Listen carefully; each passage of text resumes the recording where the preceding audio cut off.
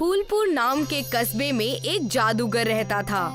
अपनी कला से वो लोगों को जादू दिखाकर अपने और अपने बच्चों की तरबियत किया करता था।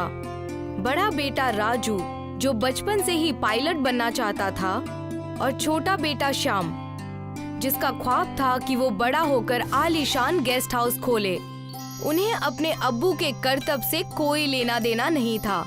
वो हमेशा से उनके करतब के खिलाफ थे। वो चाहते थे कि उनके अब्बू अपना करतब छोड़कर कोई ढंग का काम करें। भाई पिताजी को हमने लाख बार समझाया है कि ये काम छोड़ दें। कब तक करतब और कबूतर उड़ाकर घर चलाएंगे? हमें आगे चलकर हमारे ख्वाब पूरे करने हैं। बात तो सही है, लेकिन उतने पैसे हमारे पास है भी नहीं। हम ये सब करेंगे कैसे? कोई ना कोई जुगाड़ तो करनी पड़ेगी। राजू और श्याम के ऐसे बर्ताव से जादूगर हमेशा परेशान रहता। अपने बच्चों के लिए कुछ ना कर पाना जादूगर के लिए भी मुश्किल था। एक बार जादूगर जब अपना करतब लोगों को दिखा रहा था तो उसी करतब के दौरान उसे चोट लग जाती है और उसे हॉस्पिटल में दाखिल करना पड़ा।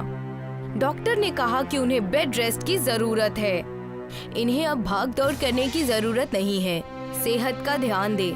इन्हें आराम की जरूरत है और आप लोग इनका ख्याल रखिए। ठीक है डॉक्टर साहब, जैसा आप कहें। पहले ही कम दिक्कतें थीं, अब और हमारे खानदान में आ गई। एक तो हमारे घर पर एक ही आदमी थे जहां से आमदनी आ रही थी। सारे पैसे हॉस्पिटल के इलाज में खर्च हो गए। राजू और श्याम की परेशानी देखकर उनके अब्बू उन्हें अपने पास बुलाते हैं। तुम दोनों क्या सोचते हो? मैं तुम्हारे ख्वाबों के बारे में नहीं जानता। मुझे पहले से ही पता है तुम्हें गेस्ट हाउस खोलना है और तुम्हें पायलट बनना है। कम पैसों की वजह से मैं ये चीजें नहीं कर पाया, लेकिन मैं अपने जादुई तजुर्बे से कह सकता हूँ तुम दोनों की इच्छा जरूर पूरी होगी। आप हमारी फिक्र ना करें, आप अपना ख्याल रखें। बचपन से आपने ही हमें संभाला है, इतना ही हमारे लिए काफी है। लेकिन हमारी इच्छाएं आपको कैसे पता चली?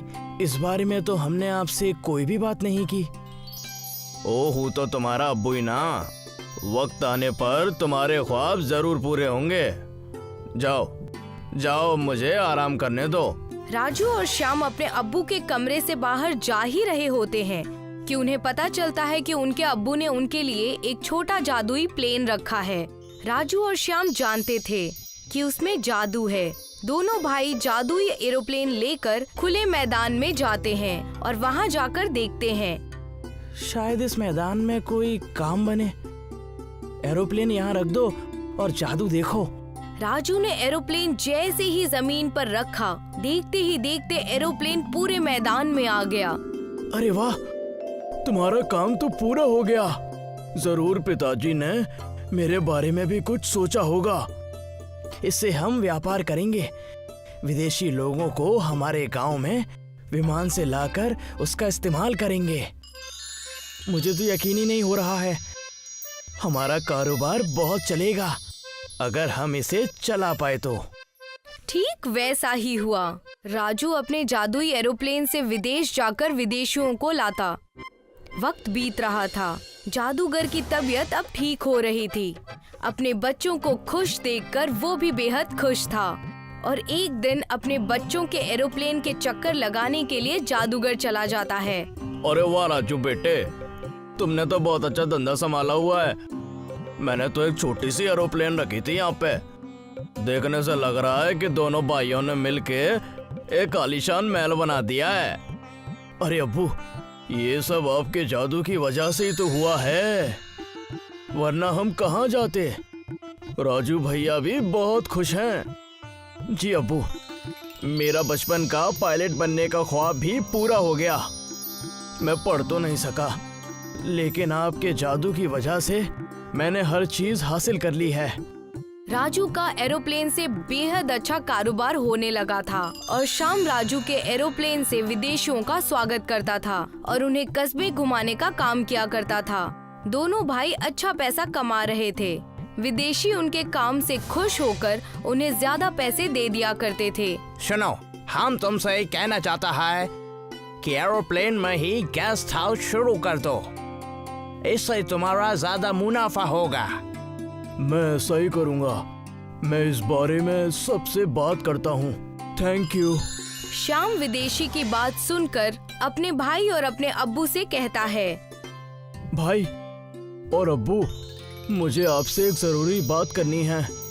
क्यों ना हम एरोप्लेन में ही गेस्ट हाउस चालू कर दें।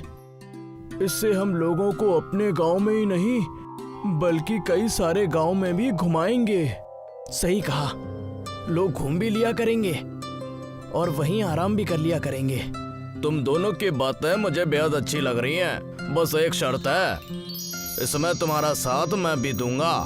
सब बेहद खुश हो जाते हैं और एरोप्लेन में गेस्ट हाउस बनाने की तैयारी करते हैं। एरोप्लेन बाहर से मामूली था, लेकिन अंदर जाते ही ऐसा लगता था मानो आलीशान महल हो। लोग एरोप्लेन गेस्ट हाउस में खूब मजे से सवारी करने लगे। देखा, मैंने कहा था ना, इससे तुम्हारा धंधा बहुत अच्छा हो जाएगा। शुक्रिया। मुझे नहीं लगा था कि मेरा गेस्ट हाउस खोलने का ख्वाब कभी पूरा हो पाएगा, इसलिए हमने तय किया है। क्या? मुझे भी बताओ। हमारे खानदान ने तय किया है कि आने वाले पूरे 1 साल तक तुम्हें हम फ्री में घुमाएंगे और अपने एरोप्लेन गेस्ट हाउस में फ्री में रहने देंगे। और इसी तरह राजू और श्याम का एरोप्लेन गेस्ट हाउस दुनिया भर में मशहूर हो गया। लोग बहुत दूर दूर से उनके पास आते और उसका आनंद लेते, और वो विदेशी आदमी भी उनके रंग में रंग गया था।